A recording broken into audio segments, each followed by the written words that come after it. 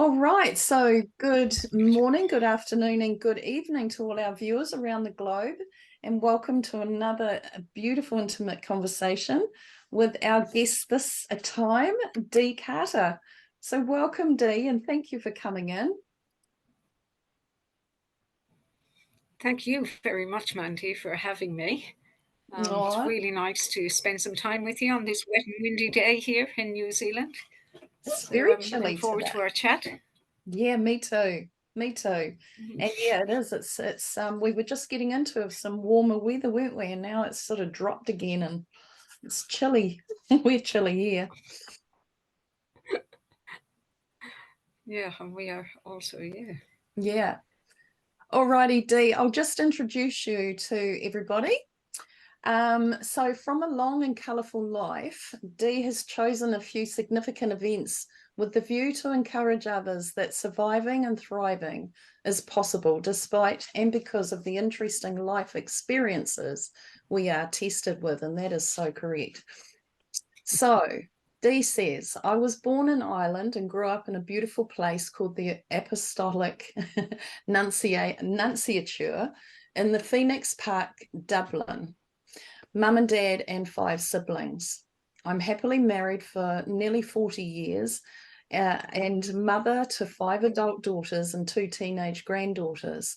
We're a global family, and our daughters live in Hong Kong, Australia, Europe, and New Zealand. That's so widespread. Good on you guys. The generational patterns in my family are healing and art. So the first experience, home birthed my daughter at home with my husband Les, no other help apart from the Dolphins, and pioneered water births in Ireland. This was instrumental in stepping into the full expression of my feminine self. Two, a life-changing event for me was the kidnapping of my oldest daughter when she was 5 years. She was missing for 5 days before she was returned to me after enduring a high court hearing. That would have been frightening. Another significant event occurred when I was struck by lightning in the 80s and sustained neurological damage. Metatron had a part in this. There was no allopathic cure for this, and thus began a journey into alternative and energetic healing, beginning my pranic healing, shamanism, Swedish massage, Usui Reiki, homeopathic meditation, yoga, vegetarian and vegan diet, living in the country. I had been reading tarot since I was 16 years old. After the lightning strike, there was a significant improvement on all levels of spiritual growth. I am committed to professional development and have added many modalities to my kitty over the years. My preferred modalities are tarot reading from my bespoke gypsy bow top wagon and teaching tarot. And I also love teaching Usui Reiki from novice to master level, and of course, storytelling. My professional career was in nursing, the intellectually disabled and psychiatric nursing, and I was doing this until very recently. I love to travel and have lived, worked, and visited many countries. The most interesting being Papua New Guinea, but the two I love are New Zealand and my off-grid home in the Emerald Forest, and the other is Bali. Wow, Dee, there's some full-on experiences in there. My goodness. Well, I Wow. thought my intention behind it was I thought, okay, like the now experiences in my life that I feel happy talking about. And I thought, well, maybe if I spoke about some really big, significant ones, that it would help empower others to go, no matter what happens in life, we can pick ourselves up again. And I think Absolutely. that's why I chose those particular ones. And Yeah. for me, home birthing was a huge change for me in my life. I gave birth to my first daughter in hospital, and it was such a traumatic experience. I said, never again would I tell a doctor I was pregnant, and never would I go to a maternity hospital. So did you ever hear of a book called Spiritual Midwifery by a lady called Ina May Gaskin? She was an American girl, pioneered home births at home. I might have Well, I heard read her book. that book. Yeah. Very, very old book. But I read Yeah. that book and I thought, "Right, okay, if the American girls can do it, the Irish girls can do it." So we didn't tell anyone. And we just proceeded having all the rest of our kids by ourselves, just myself and my husband. There were no midwives to help us Wow. out. And my nursing background in intellectual disability and psychiatric nursing was no help at all.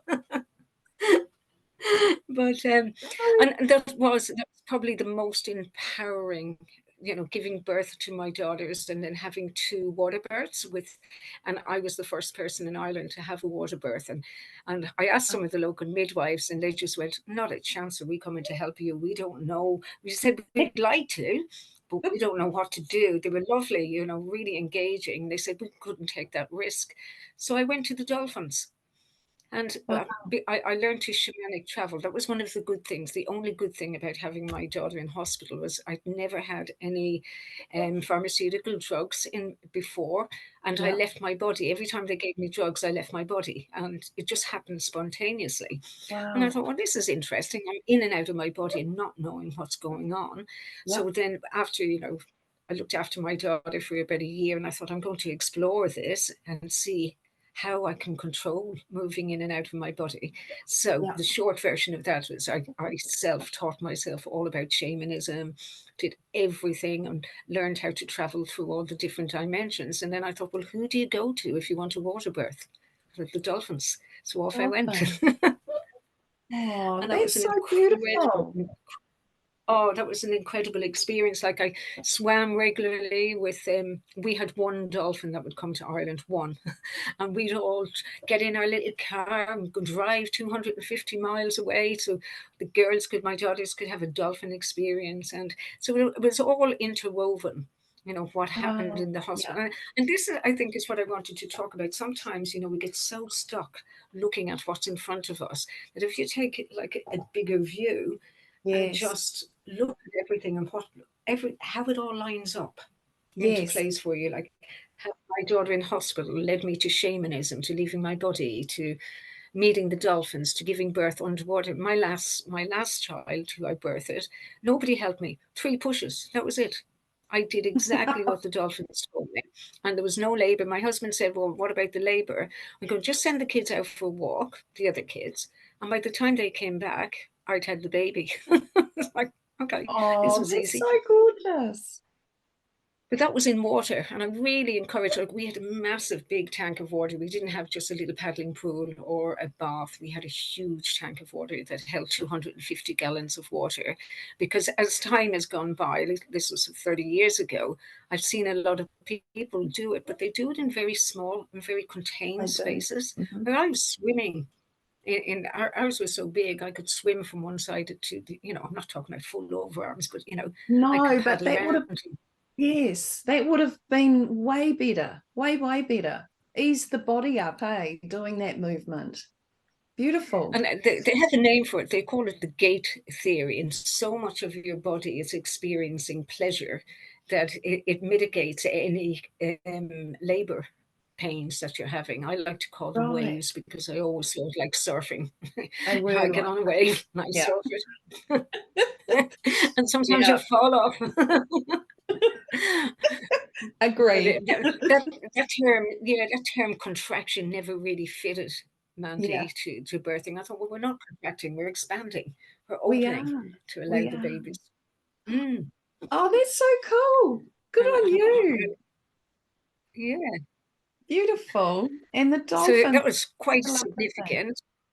Yes, Oh, if the dolphins are so telepathic and it's so easily to commune with them, either shamanistically or in real life. Like when we came to New Zealand, we found one up in Mahia, and we used to go up and play with them. He was a very naughty dolphin, really naughty. I think they're all cute and lovely. They're not as cute and lovely. The adolescent male dolphins are like teenage boys. yes, yeah, yeah.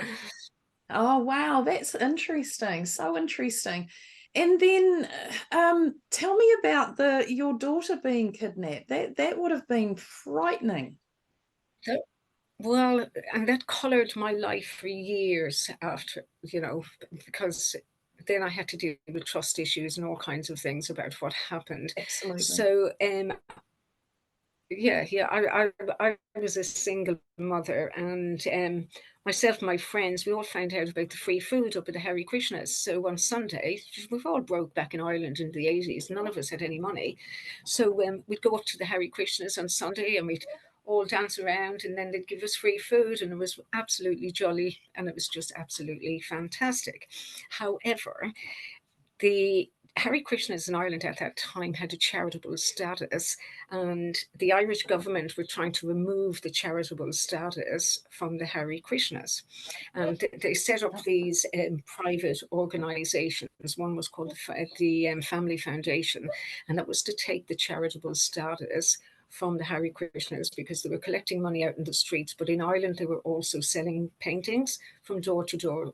So it was a massive, big revenue thing that they had. Well, I was involved very peripherally with the Hare Krishnas, and occasionally we'd stay up there overnight. So I stayed up there one night, and this Irish Family Foundation came in at 1 o'clock in the morning and snatched my daughter out of the bed, and they tried to snatch me. There was a massive, big battle, like in the middle of the night. I'm trying to get my daughter back. All the Hare Krishna friends that I had, they all woke up, and then there's 11 people running around the grounds of this place, all screaming and trying to take me and my daughter. It was absolutely crazed. And so I never knew. They got away with my daughter. I couldn't save her. And then this battle then went on with the Irish government and with the Hare Krishnas. In the meantime, I was in the centre and I didn't have my daughter. So the Hare Krishnas were saying, oh, come and stay with us and we'll support you. And I go, no, I don't want to do that. And then my family were saying, drop everything. The Irish Family Foundation was saying all these things. And I go, no, I don't want this. I said, I only want one thing. I want my daughter. I'm not aligning with anyone, because No, if all of you people can behave like this and I end up the scapegoat in the middle, I don't trust any of you.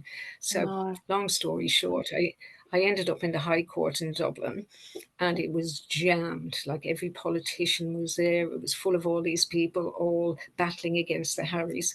So I'd never been in court before, Mandy. It was really, really disconcerting. And at this stage it was day 5, and I didn't know where my daughter was. I was beside myself, as you can imagine, because I didn't Yeah. even know who had her. I didn't know where she was. I knew nothing. Nobody told me anything. Oh, And my that, family were also involved in it. So I had no family left because they were involved, and then there was all the rest of it. So I ended up sitting in the courtroom, and it polarized everybody I knew. So there was only 1 or 2 people standing with me. And so I thought, okay, I can do this. I just felt myself getting stronger and stronger sitting in the courtroom. I was very young. I think it was 20, 21, 20, 21. And I got up to the judge, and Mandy, he was just incredible. He leaned over and he says, what do you want? And I said, just one thing. I want my daughter, nothing else. And so he put in these conditions. And I said, I don't really care what the conditions are. Just give me my daughter. And he says, yeah. okay. He said, do you promise you'll not have anything to do with them? I said, I promise I'll have nothing to do with anybody. Yeah. and But Wow. Mandy, he was amazing. He was the only voice of reason there at that time. So they did all their talking and all their deciding and all their photographs and everything. And he says, off you go. He says, go and get your daughter. And I just Wow. ran out of that courtroom, went down to this hotel, didn't even know the people she was with, and just got her back. And then there's more to the story, but that Yeah. informed all my choices then, because, I didn't trust anybody, nobody. There was No. nobody left for me to trust. I had 2 really close friends, and they stood with me, and they just believed everything from my perspective. So so I changed where I lived. I hid my tracks. I moved. I didn't tell anyone. Left behind so many people, and it was just me and her. And then I met my husband on the way, and we never looked back. I said, "Look, this is my story. I don't know whether you want to have anything to do with somebody with a colourful story Mm. like this." And there's all this high court nonsense and all blah blah blah. And he's going, "Oh, I love you." So let's do this thing. And that was it. Right. So that Yeah. was back in I met him in 1984, and my life just got better and better and better. But it was a shedding. I had to leave everything go. I left my Wow. house where I lived. I left my friends, my job, every single thing I left. And that was to keep her. I thought, I can do all this. I can do this to keep her. And so Absolutely. now she's an adult with 2 kids. She's in alternative health as well. She's a myofascial therapist. She does Wow. craniosacral. She does all the healing. I've taught her Reiki. I've taught her how to read tarot. So yeah, it all turned out incredibly well. And it Yeah. gave me the strength in future years when I was emigrating, because it's quite a thing to emigrate from one side of the world to the other. But Mm, because it had that experience and the ties were very loose with everybody, it was easier to make that shift over to a whole new life, you yeah. know. Yeah. So, I like to reflect back and try and pick out the gold nuggets from Yeah. any difficult I situations. know. We have to, don't we? Otherwise, we'd live in anger, and it'd just, it'd create too much illness and disease in our body if we did, if we didn't do that. A We've got to, 100%. you have to see the Yeah, gold nuggets. You've got to see what the positives are. And often they're directing us into better things. I mean, you might not have met your husband if, Les, if you hadn't taken that path too and left, you know? 100%. You Yeah. know, 100%. And I did, Mm, and I'll talk about Metatron later on if we speak about the lightning. But in my yes. meditations recently, he came to me and he said, "You know, we did open you before back in the 80s." And I have full on conversations with multidimensionals. And I go, Yeah. "Well, thank you very much, Metatron, but I'd rather you didn't do that again." But I just put that in place because it all ties in, doesn't it? Yes. Everything, all these little threads. And I don't have any anger to any of those people because everybody was doing what they thought they were doing. They thought they were doing the right thing. Everybody thought that, Absolutely. for all Yeah. their various reasons. Like you said, you become ill if you harbor all that resentment or Mm, yeah. frustration. Or I was angry Yeah. for a long time. Long, Oh, long time I was angry. yeah.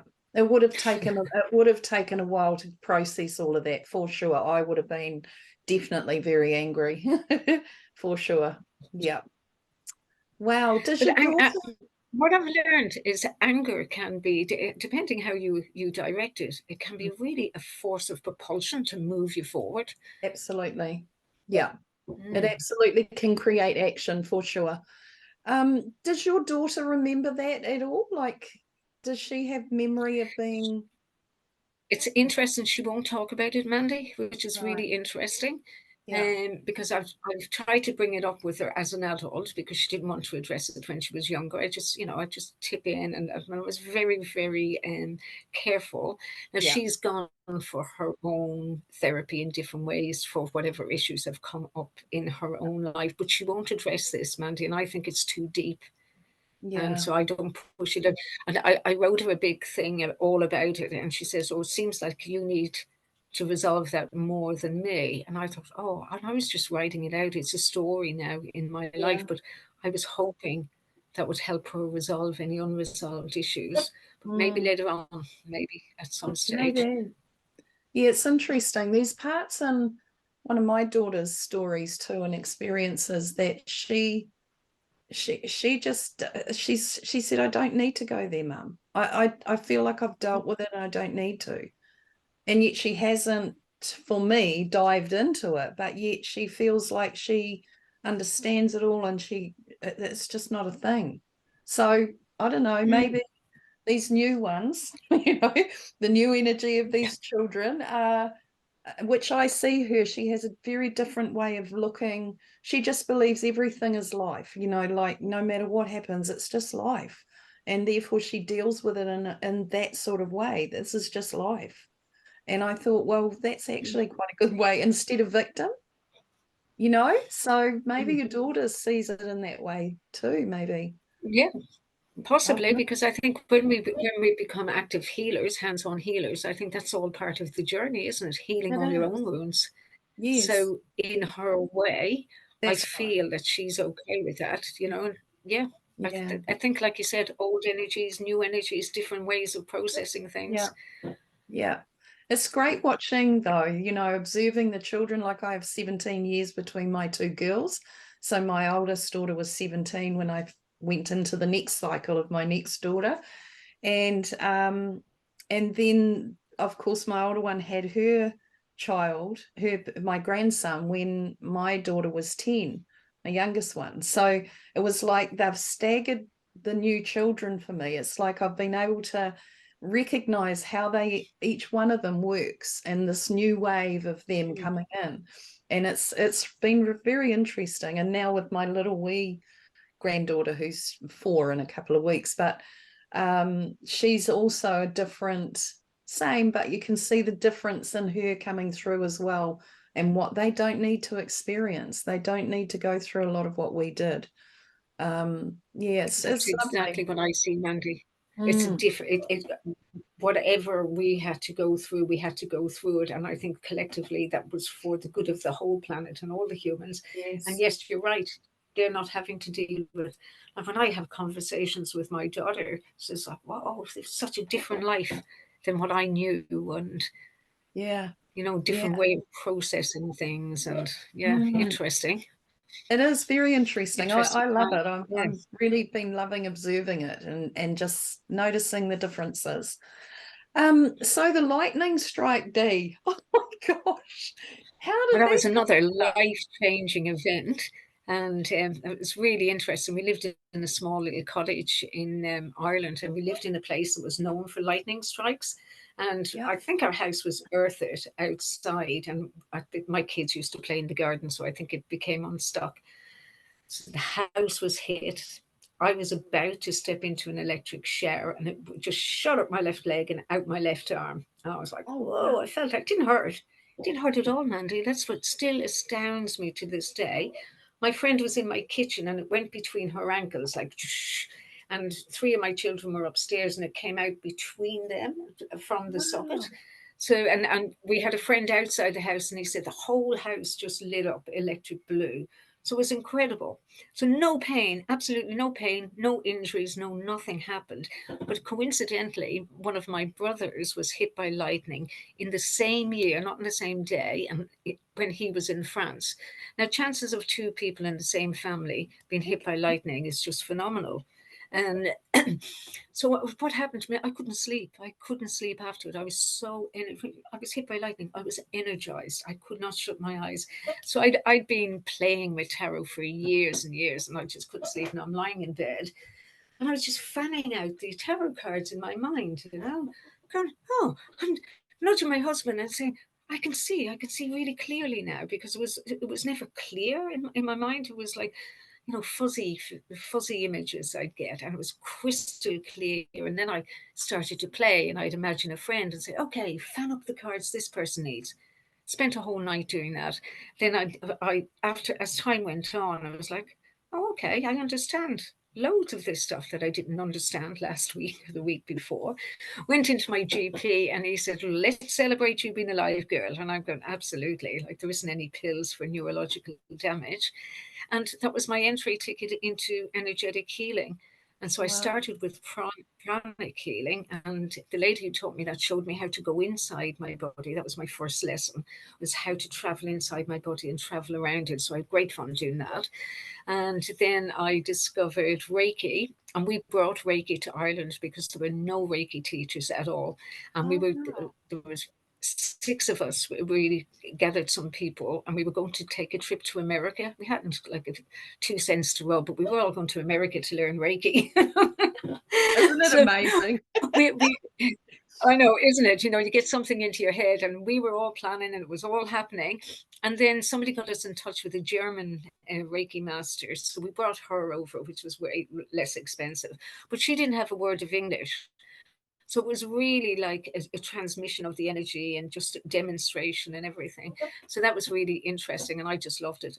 Reiki was the modality for me, and then I augmented it, and I did Swedish massage. Always used homeopathy with the kids because I never had much faith in allopathic medicine, um, for various reasons. That's Mhm. another conversation. Yeah. But that was it. And I started to heal. And now, interesting, the other lady who got hit with me, what happened to her for 7 years, she dropped into a depression, and she Oh, associated it with that incident. And she found the Bible like a week afterwards, and she took to quoting out of the Bible and reading, like everything changed about this girl. And almost 7 years to the day, she came and knocked on my door, and she said, "Did that really happen?" And I said, "Well, look, you don't have to take my word, but my husband was here. This man was here. I can gather them all together just to confirm that it did happen." She said, "I don't know whether my mental health has descended so much, whether I imagined it or what." So we sat down and we spoke about it. So we had the opposite experience, whereas I got all the benefits of it, and she sunk into this depression. She's fine now. She's absolutely, and we've stayed friends, and this is like 40 years later, but she yeah. couldn't acknowledge it for 7 years, which is really, really odd. And Wow. and then, yeah, as I said, Metatron came to me there a few weeks ago, and he says, "Oh, don't you remember?" I said, "Well, yes, I do remember, but I didn't know it was you." Yeah. Wow. And then later on, I read, that I have heard that some shamans get opened up like that. They get struck by lightning. I think it's just a big wake up call.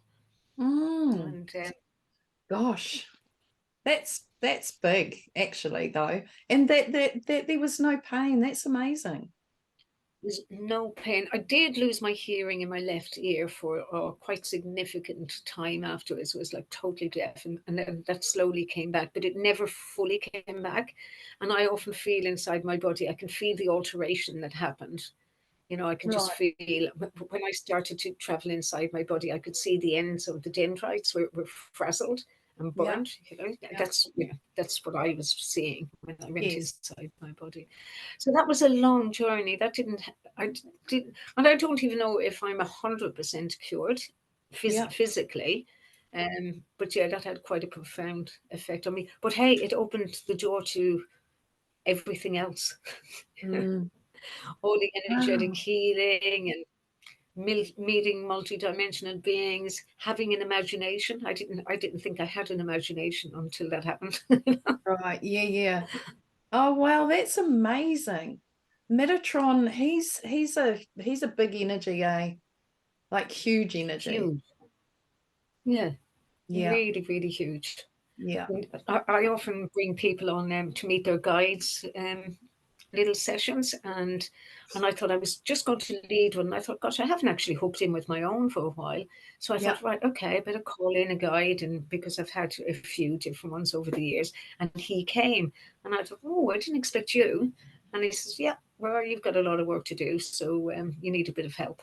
I go, okay. Wow. He came in one time when we were in a group, and I was at another person's place, and we were having this evening of people, and there was a young girl sitting next to me, and Metatron came in and sat in me. He entered into me, and he wanted me to speak. But it was a wee bit of a growling for people. It was like this, stop sort of wasting time in a sense. It was like, things are getting to a point where we need to actually start actioning things instead of just talking about it all, that type of message.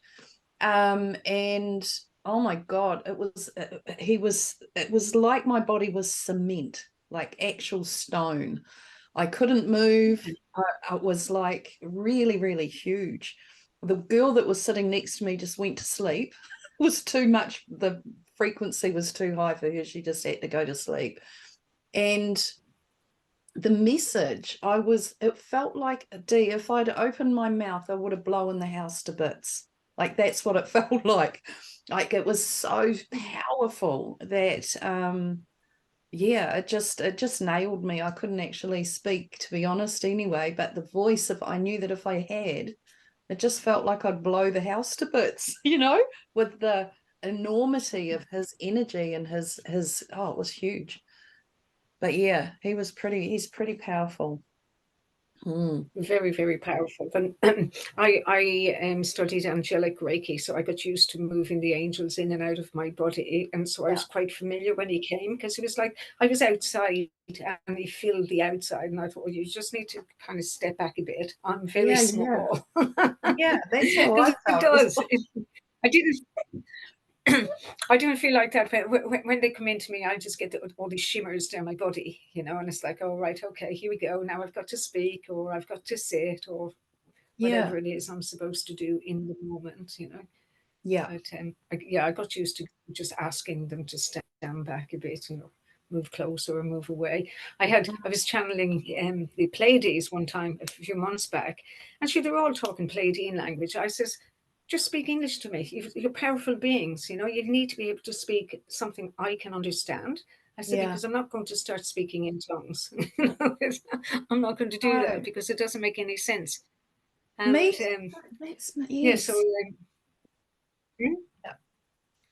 Yeah, I just felt very odd, just babbling, I know. And some, which is not to take away, just to be very clear, not to take away anyone that's transmitting the light language and everything. It's just that wasn't for me. I wanted to speak words that I could understand and other people could understand, real words. And that's what I asked for.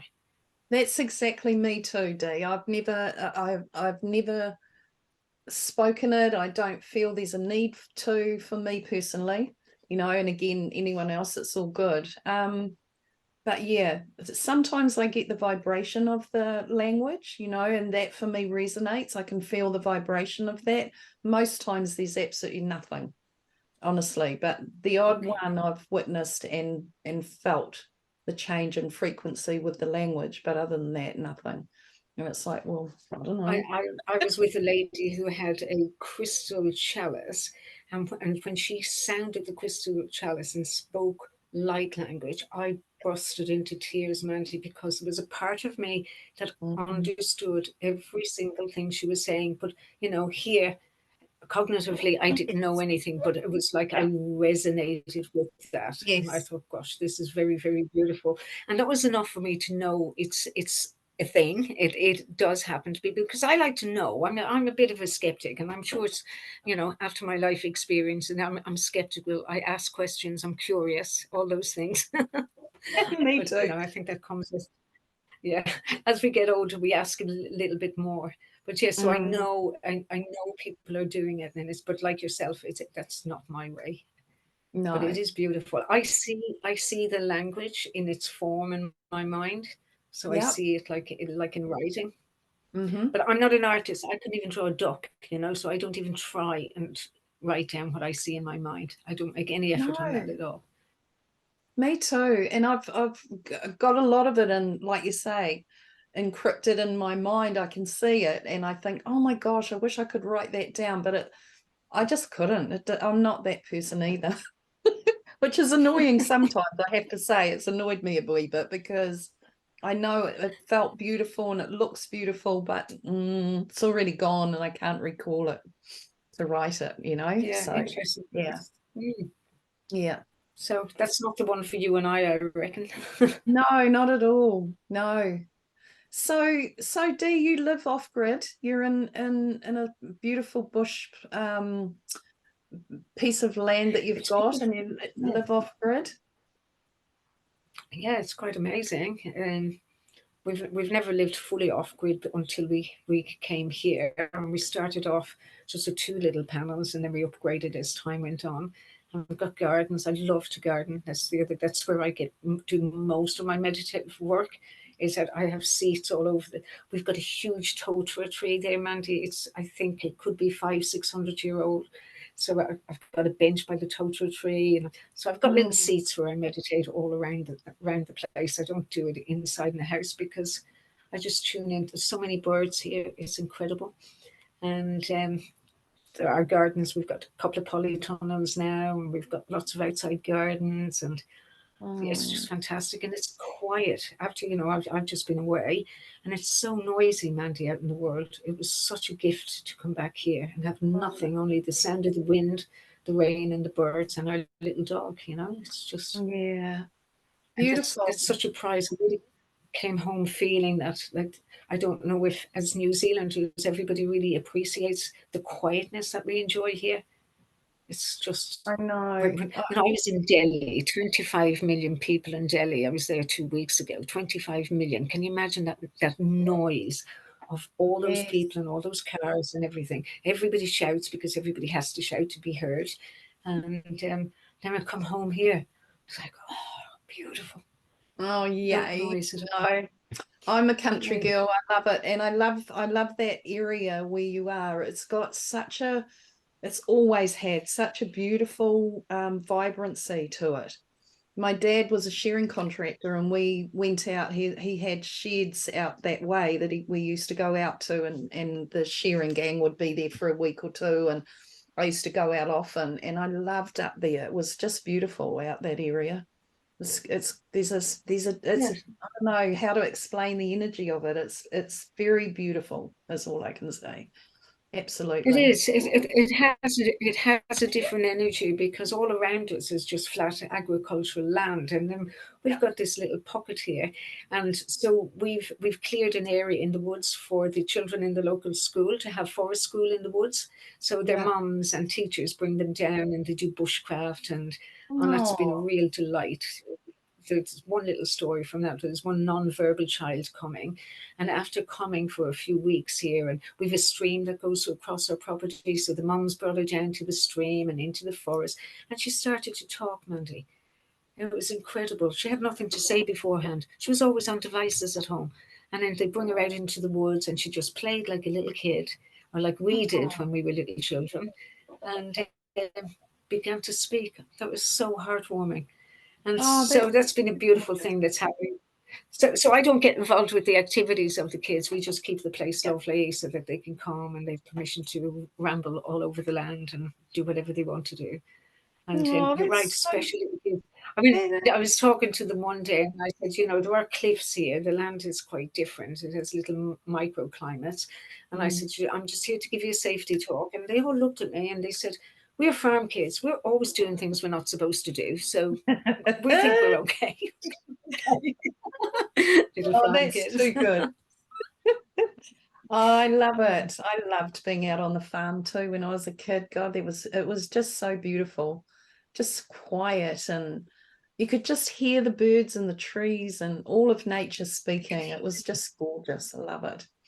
Mm, We had one suburban, an attempt at living in a suburb in Hamawana up in Hawke's Bay, and we'd never lived in a suburb before, but we thought as new immigrants, the children we didn't know anyone, we just came here on the fly. We knew nobody yeah. apart from my husband's mum. She was born in the South Island, and so when we arrived, we moved into this suburban place and houses all around us. We nearly died. We hadn't left our country way, so we bought a pig and we had chickens, and it was like the neighbours were saying, "You can't actually have a pig in the middle of a suburban estate."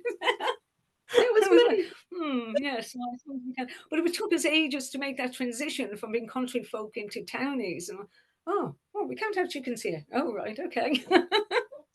And building fires on the outside. Look, oh my God. We weren't allowed to make a fire. We don't Oh, like fires. We like ceiling fires. And so we were like these country bumpkins stuck in the wrong place. So we didn't stay too long. We moved out of it. We oh, thought, well, we need to be in the country. that's so funny. I lived in a schoolhouse in suburbia, and my daughter was at that school that we lived in the schoolhouse, and I had a pig. I had a pig and and a dog, and that sort of, and a goat. And I used to take the goat in the car up to a friend's farm to have a big run around, and well, I'd take her in the car like the dog. And this time, this pig, she kept getting out and going over to the school. And everybody be saying to Jasmine, my daughter, Jazz, your pig's here. She was so embarrassed. She said to me, Mum, stop letting Gwen come over to school.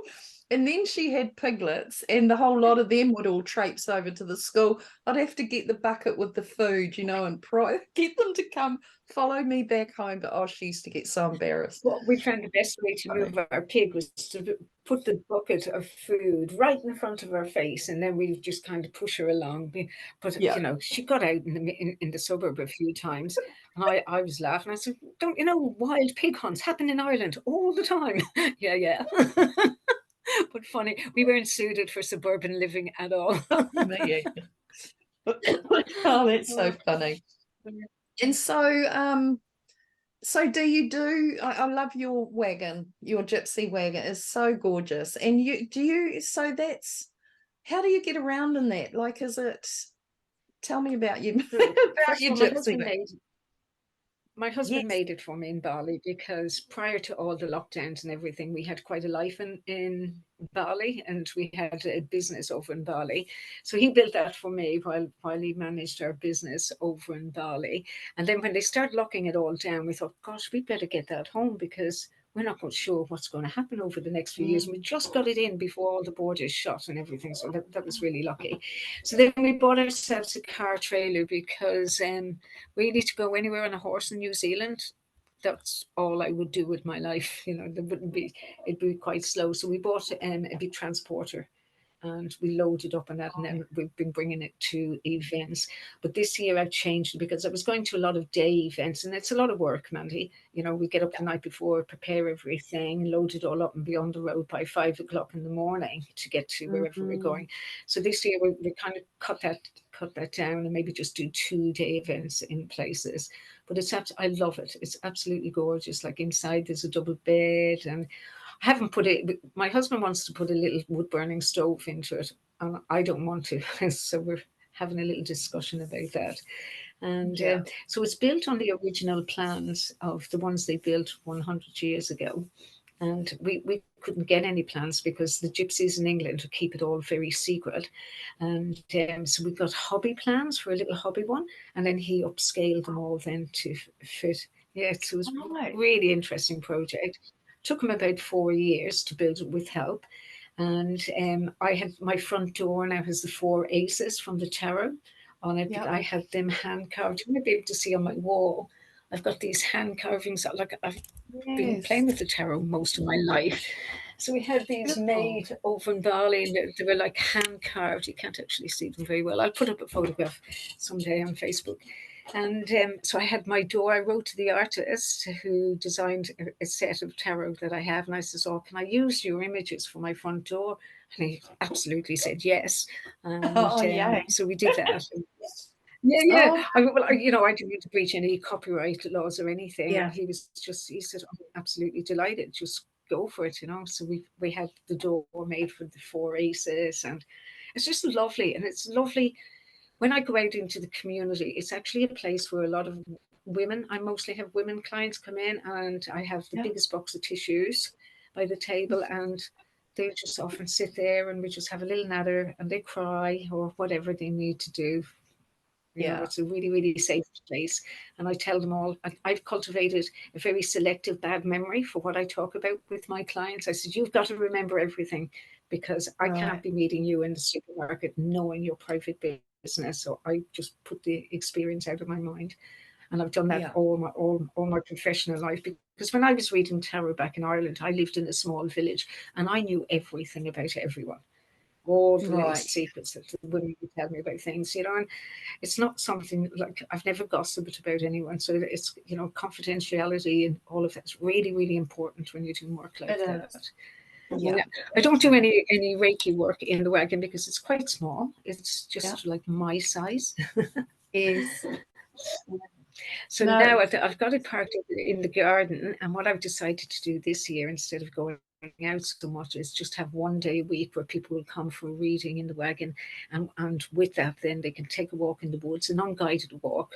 And because I walk a lot in the woods, so I'm saying to people it's got to be unguided, because I have a life as well. And I've made a labyrinth as well in a paddock, and so people can walk the labyrinth. And my husband's making a wooden henge for me, because we've always surrounded by trees, and we only pull out the fallen ones or the dead ones we take out, and then we replant all the time. And because you mentioned it at the beginning, we really feel like we're guardians of this land. I don't have a real proprietary feeling about it. I feel we're just blessed to have it, to care for it, and to look after it.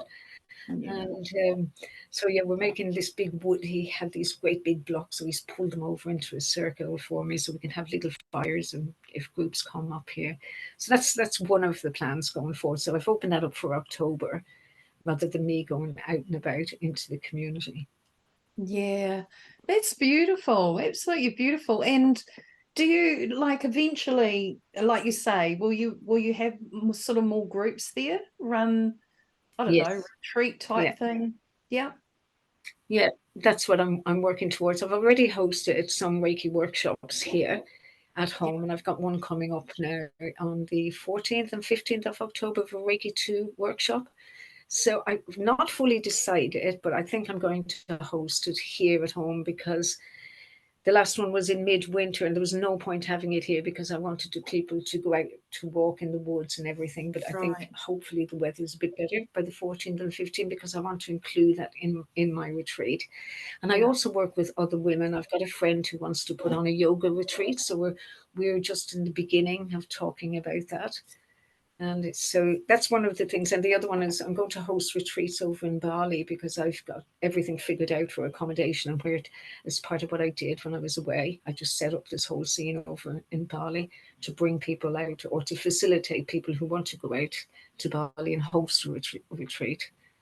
So I've got Right. that on the back burner. Yeah. Very cool. And what took you to India this time? Like you've been before, obviously, Dee, have you? Yeah, yeah, I've been quite a few times to India, and I got called in meditation, and I was just told to go. So I said to my husband, "Look, I've got to go," thinking, "Oh my God, this is a bit on a whim and a prayer. You know, why am I doing this?" And it wasn't at all what I expected. I went right up into the foothills of the Himalayas, up to an ashram up there, Mhm. and the energy itself, Mandy, was incredible and the granite stones all around the Guatemala Ganges was besides it's like a small tributary of the main Ganges, and it was the feminine where the feminine power is, and all over the riverbed there are big quartz stones that like emanate energy, so that the place itself was a very high vibrational place, but the ashram was very patriarchal. Okay. And I think that's probably just enough to say. And it was all externals. You know, I've never been to an ashram before.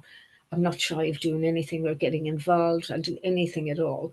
But Yeah. there was such a divide between the patriarchal stuff. And I thought, oh, I cannot believe this has happened up in this ashram. I didn't Mm, expect it in an ashram, you know. no. And everything was so externalized, you know. They were so busy with activities, with chanting, with cleaning temples, with bowing down to pictures and effigies, that there was no time for any internal work. And that's where I do all my work, is when I'm sitting quietly. It's Mm, not this outward expression of devotion.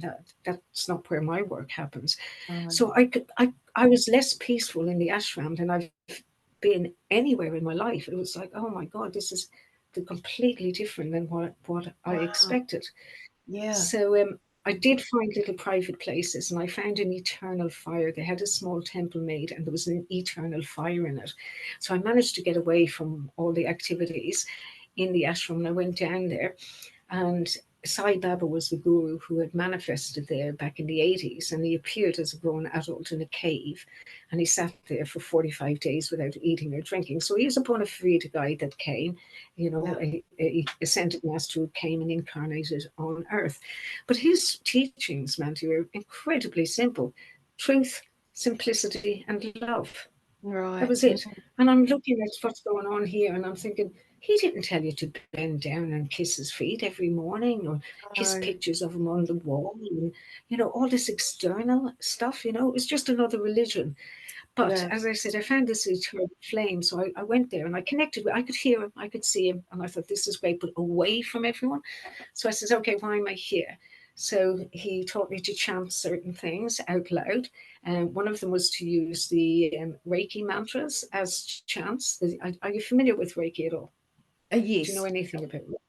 Yeah, I So do. in Reiki 2, you learn symbols, and Yeah. I've always quietly, internally intoned these symbols or imagined them in my mind. I've never spoken them out loud. So as I began, that's what he was saying. He said, now you need to chant them. And as I was chanting them, they were filling the room I was in, and then I had to step into the symbols. It was so powerful, and he just kept guiding me all the way. And then he said, now you need to speak your own language. And I said, oh, okay, so we have a language in Ireland. And he said, you need to do your blessings. So I started saying some of the blessings and, rekindling my language. And they also got more and more powerful. I thought, oh, okay, this possibly is why I was brought here. One, for all my illusions to be just finished off, because I've had a romance with India all my life. Hence the link there with the Hare Krishnas. It was the incense, it was the Right. saris, it Yes. was all the pageantry of it. Yeah. That's what I loved as a young woman. So I kind of carried that with me all my life, this love everything Indian. I do. I've loved, and I may have been incarnated there. I may, who knows? And so that's put that story to bed for me very nicely. It's like I've gone full circle with that. Right. And I came away from it then with different information that he downloaded for me or downloaded to me, or whatever way Yeah. you refer to it. Yeah. So in that respect, the other thing I was terribly shocked about was just how greedy the Indians have become, how absolutely greedy. Everybody wants money. Even people wanted money from us when they wanted to take photographs of us, because and so we were being stopped all the time by families, and then they wanted us to pay for the privilege. We don't, guys, Oh, really? we don't care about your photos. They wanted us to pay to stand in their pictures that they wanted to take. I go, guys, this is not making any sense. Oh, So wow. it's just, yeah, and they don't seem to have recovered after all the lockdowns and everything. And people I know that have lived there, I said it got really clean, the rivers got clean, they've gone straight back in. It's filthy. It's filthier than I ever imagined it. Everywhere. It's true. And when you come out of New Zealand, it's probably more shocking. I don't mind the crowds or anything. I can move in and out of cities so long as I don't have to live with them. That doesn't concern Yeah. me. Bartering at markets doesn't concern me. But it Yeah. was the cacophony of sound and this underlying thing that it felt like everybody wanted to cheat everybody else. I thought, Right. oh, that's a weird vibration to be in. Wow. And then we left there and went straight to Bali, and the energetic difference, Mandy, was huge. It was like, oh my God, my romance with India is now over. We met beautiful people on the way. We had beautiful experiences. My daughter's boyfriend proposed to her in front of the Taj. So, we had so Oh, many incredible memories that were created there. But the overall romance that I've had with India is finished. And I think that's a healthy thing.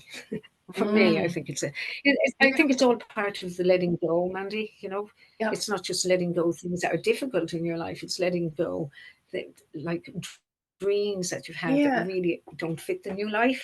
Yes. Or That's interesting, Dee, because you're going from India, seems now from what you're saying and your experience there this time was a very outer external, they're more external and gone to that external space rather than Bali is a very internal, isn't it? Giving, nurturing type of energy. From what I understand, I haven't been there yet, but that's what I hear from everybody.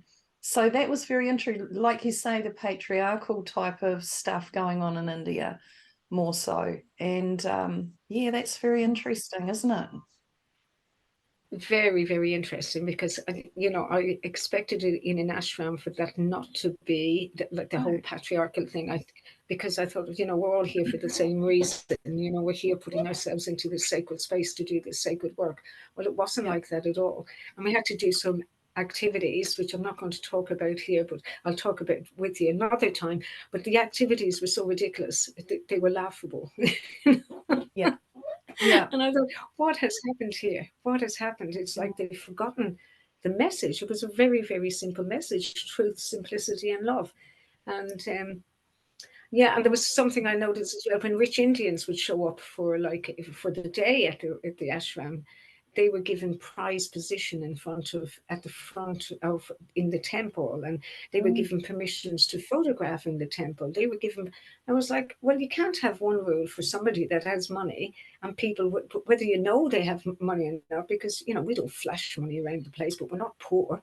But Yeah. it's like, okay, there's this double standards going on, which I just find that astounding. The double Yes. standards. Yeah, yeah. I would have too. I would have. Wow, that's interesting. That's very interesting. They're two extremes, really, from the masculine to the feminine, really, like Bali for me, Yes, that real feminine beauty. Mm. Wow. you're right. It was a very external trip, and I suppose after being here for the last few years in New Zealand, very quiet, living Mm. off grid in the forest, it was like, oh, okay, Yeah. so this is all out here. It was amazing, and I wouldn't have swapped 1 minute of it. Yeah. Nothing on. My daughter did get bit by a monkey, so that was a little bit. That was a bit of a Oh, fright for all of us. yeah. It was a big trauma, They're but quite she's vicious, okay. aren't they? Oh, oh, I don't like, and they have them in Bali. That's the only thing I don't like about Bali, because all the tourists go in, they feed them. So the monkeys have this entitlement to everything that you have: your glasses, Yeah. your camera, your hat, your food, Yeah. and they have I've big heard that. teeth. Yeah. Oh, wow. Oh, wow. So, oh my goodness, Dee, your life has been full of adventure, full of adventure. So you've It got a, has, yeah. Yeah. yeah, you've got some a Reiki course coming up in October. And how can people get in touch with you? How do they get hold of you? They could private message me. I do a lot of my work with private messenger, and then I'll set up an appointment, very like you, Mandy. Have a little Yep. chat on Messenger. Um, I do WhatsApp because we've no phone coverage here where we live. Oh, I yeah. have a little chat, let people know, and then I take their email, and then I send them their details. And I often put notices up on Facebook, but I don't do all my business on Facebook. I just put notifications up on Yeah. Facebook of things that are coming. Yeah. So I think similar to you, very quietly in the Yeah. background. Beautiful. Oh, Yeah. wow. Is there anything else you'd like to say, Dee, before we finish up, like any message you want to sort of pass on? I know you've given so many beautiful little gold nuggets though, but anything else?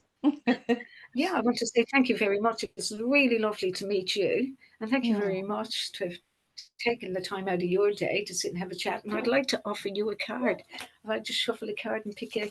Do you like tarot? yeah, I do Shall tarot. I choose a card for you? Yeah, yeah, that'd be You read great. tarot, do you? Oh, Yeah, I do. excellent. Whoops, one flew out. And I'm just about, I teach tarot as well.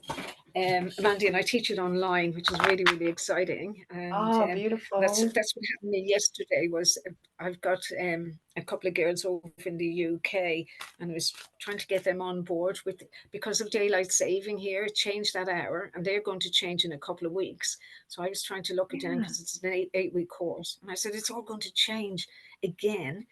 And 6 months I ago, when I know. ran the course, it presented problems as well. So one card, any I know. intention, anything you want to do, I, do, I don't think anything we on your need to mind. do daylight saving anymore. It seems to be a bit of a hassle for everyone.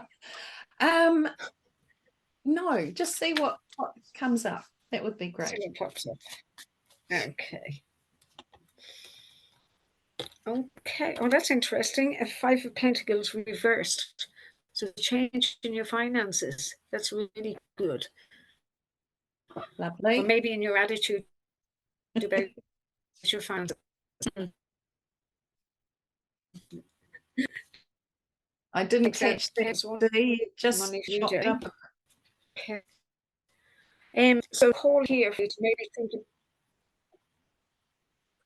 Oh, sorry, Ding. So you've a couple of pentacles here. So your focus at the moment is around your finances and considering working in collaboration with other people. That's the Oh, message I have here. So that'll be slow, steady progress, but that'll help turn around your finances in a way that was going to suit you. So it's to do with opportunities and discussing with other people on how you could work together going forward. Does that make sense? yes. Thank you. Yes. It does very Close. much. That makes okay. And the bottom card, I like to look at the bottom one, Ace of Pentacles. So it's all about money and business for you at the moment, and taking opportunities. The Ace, that's a beginning. That's an Earth one. Plant yourself in the earth. Have a look at your attitudes around money and that, and see if you can move forward. That looks good because it's a beginning. That's really great. That's absolutely perfect. Thank you so much for that. So Appreciate it. oh, you're welcome, darling. Oh, So I don't know when we talk again. And oh gosh, we've been talking for an hour. I can see I could probably sit and talk forever. no, that's great. That's perfect. And I appreciate you so much, Dee, and all you're doing out there. We've been, pioneering this for a very, very long time, haven't we? And it gets a wee bit tiring at times. We sort of think, oh my gosh, when's all this going to sort of shift and change and become a lot easier for people in the world? But it's happening. We're creating more of that high frequency and change, aren't we? As we go, and teaching others how to bring that through is a really beautiful thing. Mm. Yes, I think so. I was quite tired before I went away. That was part of my way. I thought I need to change everything because of the last few years in New Zealand. But I Mm. really got that sense of the older woman power that we all hold as older women, to Yeah. bring people through and to hold that energy. And actually, we haven't got time to be tired or anything. We've got to just keep going. That's what I Yeah. feel. We just have Yeah. to keep going. And we have our physical strength and our faculties, and just keep going, keep doing the work. It's Yeah. actually it's really lovely. Actually, the work is lovely. I love the work. In I fact, do work too. doesn't really fit the term, does No, I know. it? I know. It's more passion, isn't it? It's a beautiful thing. I love it too. And it's always been there for me as it has with you. So it's not like work at all. It's such a joy. It really is. So thank you so much. Yeah. Absolutely. Thank you so much. And it was so lovely Thank to you, have sweetie. this chat and get to know you. And we will get you on again at some point. That'll be great. Oh, you keep doing what you're doing. I love what you do as well. Well done. Mm, okay. Mm, lots of love. Okay, sweetheart. Thank you. Have a wonderful day. Bye. I will. Bye bye.